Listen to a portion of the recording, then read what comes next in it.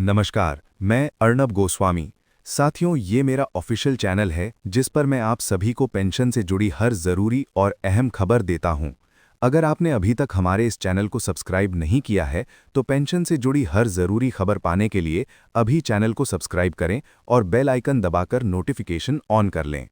अगर आप इस पल ये आवाज़ सुन रहे हैं, अगर आपके कानों तक ये शब्द पहुंच रहे हैं, तो इसे सिर्फ एक वीडियो या रिपोर्ट मत समझिए। इसे एक चेतावनी की तरह लीजिए, एक दस्तक की तरह जो सीधे आपके घर के दरवाजे पर हो रही है।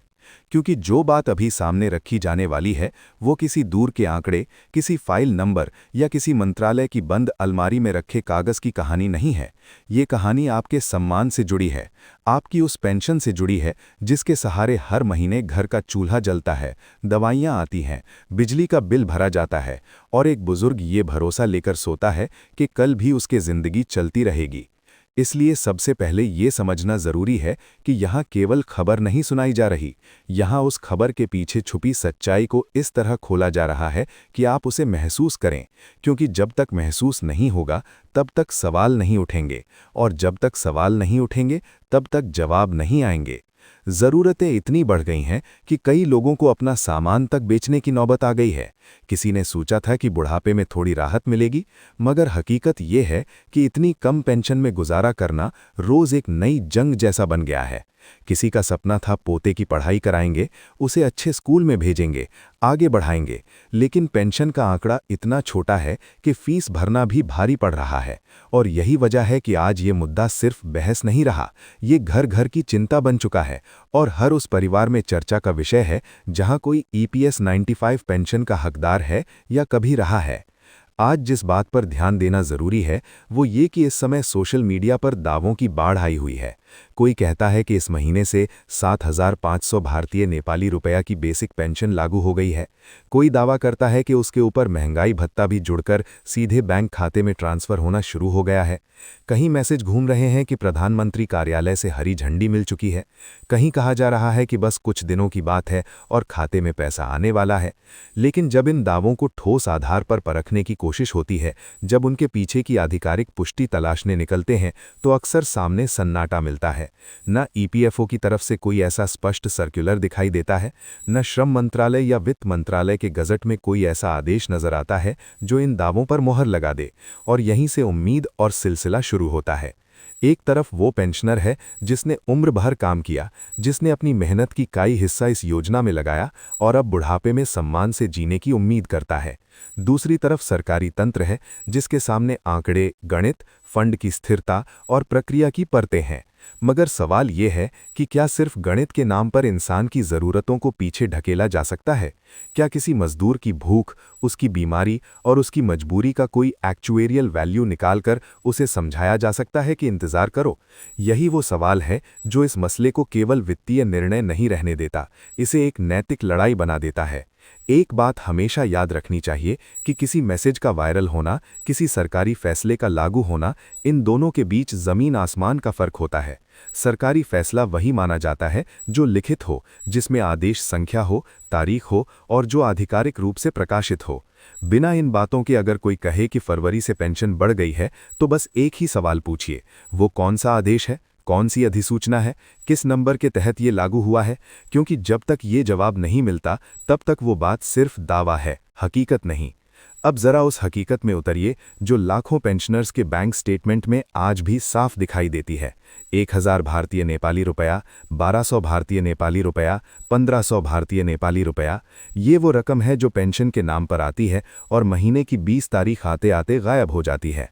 आज के समय में जब सब्जियों के दाम पल पल बदल रहे हैं, बिजली का बिल हर महीने बढ़ रहा है और दवाइयाँ इतनी महंगी हो गई हैं कि कई बुजुर्ग उन्हें छोड़ देने पर मजबूर हो जाते हैं, तब 1,000 भारतीय नेपाली रुपया की पेंशन का मतलब आखिर बचता क्या है? यही वजह है कि 7,500 भारतीय नेपाली रुपया न्यूनतम बेसिक पेंशन की मांग अब सिर्फ आर्थिक मांग नहीं रही, ये मांग अब सम्मान, स्वाभिमान और सुरक्षित बुढ़ापे की मांग बन चुकी है। और इसी मांग के साथ महंगाई भत्ता जोड़ने की बात इसलिए उठती है ताकि भविष्य में महंगाई बढ़े तो पेंशन की असली कीमत गिरती न जाए, बुजुर्ग हर साल और कमज़ोर न पड़ें। इसी आवाज़ को बुलंद करने के लिए मैदान में उतरे हैं कमांडर अशोक रावत और उनसे जुड़े पेंशनर संगठन। अब वो दौर नहीं रहा जब सिर्फ ज्ञापन सौंपकर लोग चुप हो जाते थे। अब सड़क पर उतरना पड़ता है, अब संसद की दहलीज तक आवाज ले जानी पड़ती है। पिछले कई महीनों से जंतर मंतर, रामलीला मैदान और संसद मार्ग इस संघर्ष के गवाह बन रहे हैं। बैनर, नारे, धरना, रैली, मांग एक ही है कि या तो न्यूनतम सम्मानजनक पेंशन तय की जाए या फिर संघर्ष इतना तेज हो कि सत्ता के गलियारों में हलचल मच जाए। सरकार के साथ बैठकों की खबरें आती हैं, मंत्रियों से मुलाकातों की बातें होती हैं और हर बार आश्वासन भी मिलते हैं कि सहानुभूतिपूर्वक विचार हो रहा है। मगर पेंशनर अब सिर्फ सहानुभूति नहीं चाहते, उन्हें हक चाहिए, और हक तब माना जाएगा जब बैंक खाते में पैसा आएगा। जब तक स्टेटमेंट में क्रेडिट की लाइन नहीं दिखती, तब तक हर आश्वासन अधूरा है। अब इस पूरे मामले में एक ऐसा पेंच भी है जिसे समझना बहुत जरूरी है। जब भी सरकार या ईपीएफओ किसी बड़े बदलाव की तैयारी करते हैं तो कई बार पहले बैकएंड पर काम तेज होता है। डेटा क्लीनिंग, बैंक डिटेल्स का verification, Aadhaar seeding, KYC update, digital record का मिलान, ये सब प्रक्रियाएं तब ज्यादा तेज होती हैं जब भविष्य में कोई बड़ा भुगतान, कोई नई व्यवस्था या कोई सुधार लागू करना होता है। इसलिए अगर आपको बार बार सुनाई दे कि बैंक डिटेल अपडेट कराइए, केवाईसी सही कराइए, डीबीटी की तैयारी कीजिए, तो घबराने की जरूरत नहीं, लेकिन सतर्क रहने की जरूरत जरूर है। ये संभव है कि सिस्टम भविष्य में किसी बड़े फैसले के लिए जमीन तैयार कर रहा हो ताकि लागू होने पर किसी का भुगतान तकनीकी वजहों से न रुके। मगर सिर्फ तैयारी को लागू होना समझ लेना सबसे बड़ी भूल होगी, क्योंकि अफवाहें जब उम्मीद बन जाती हैं और फिर टूटती हैं तो निराशा लोगों को अंदर तक छोड़ देती है। अब एक और पहलू है जो अक्सर लोगों को भ्रमित करता है, हायर पेंशन का मुद्दा। सुप्रीम कोर्ट और हाई कोर्ट में ईपीएस से जुड़े फैसले समय समय पर आए। एनएलए, एनजॉर्डे, एनजी सीमा और विकल्प जैसी बातें सामने आईं। लेकिन यहां अक्सर लोग न्यूनतम पेंशन बढ़ोतरी और हायर पेंशन की पात्रता, इन दोनों को एक ही समझ लेते हैं, जबकि ये दोनों अलग ट्रैक हैं। न्यूनतम पेंशन बढ़ाना एक नीतिगत फैसला है जो पूरे पेंशनर समुदाय पर लागू हो सकता है। वहीं हायर पेंशन एक व्यक्तिगत पात्रता का मामला है जो आपके योगदान, आपके विकल्प और नियमों के अनुसार समय सीमा पर निर्भर करता है।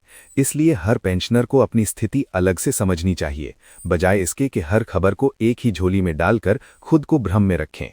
अब लौटते हैं उसी केंद्रीय मुद्दे पर जिसने लाखों दिलों की धड़कनें तेज कर रखी हैं, 7,500 भारतीय नेपाली रुपया बेसिक पेंशन और उसके ऊपर महंगाई भत्ता। पेंशनर्स का तर्क साफ है कि ये कोई दान नहीं, ये हमारा हक है। हमने योगदान दिया है, हमने सेवा की है, हमने इस देश की अर्थव्यवस्था में अपना हिस्सा डाला है।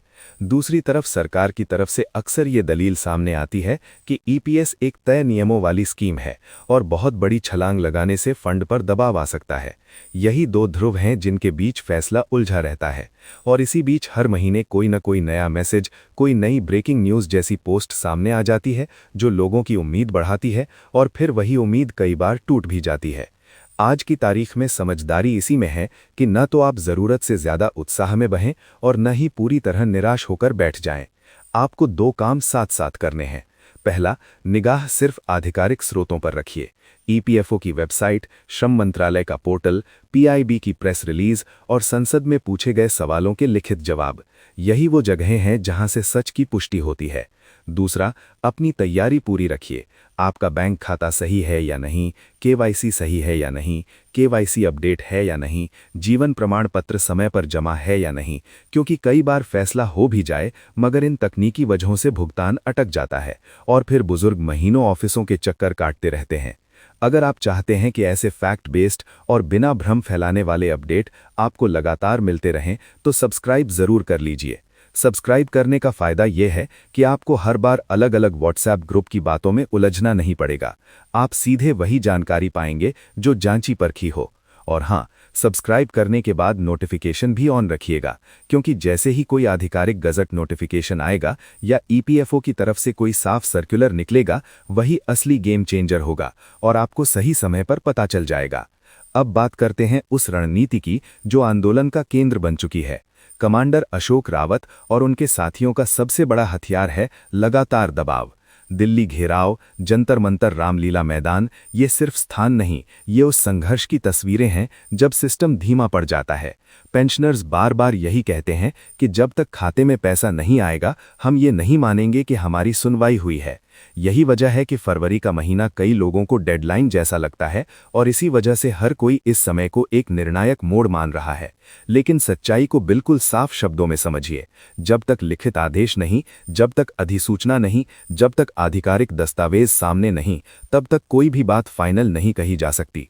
इसलिए भावना और सबूत के बीच का फर्क कभी मत मिटाइए। आपकी उम्मीदें कीमती हैं, उन्हें अफवाहों के भरोसे मत छोड़िए। और अगर आप चाहते हैं कि हर बार आपको अफवाह और सच में फ़र्क समझने में आसानी हो तो सब्सक्राइब कर लीजिए, क्योंकि सही जानकारी ही आपकी सबसे बड़ी ताकत है। अब एरियर यानी बकाया की बात भी उतनी ही महत्वपूर्ण है, क्योंकि हर चर्चा में ये सवाल ज़रूर उठता है कि अगर न्यूनतम पेंशन बढ़ती है तो क्या पिछली अवधि का बकाया भी मिलेगा? क्या उन पेंशनर्स को भी एरियर मिलेगा जो सालों से कम पेंशन पर गुजारा कर रहे हैं? ये सवाल स्वाभाविक है, लेकिन इसका जवाब तभी तय होगा जब किसी आदेश में साफ लिखा होगा कि लागू होने की तारीख क्या है और बकाया का प्रावधान है या नहीं। एरियर दिया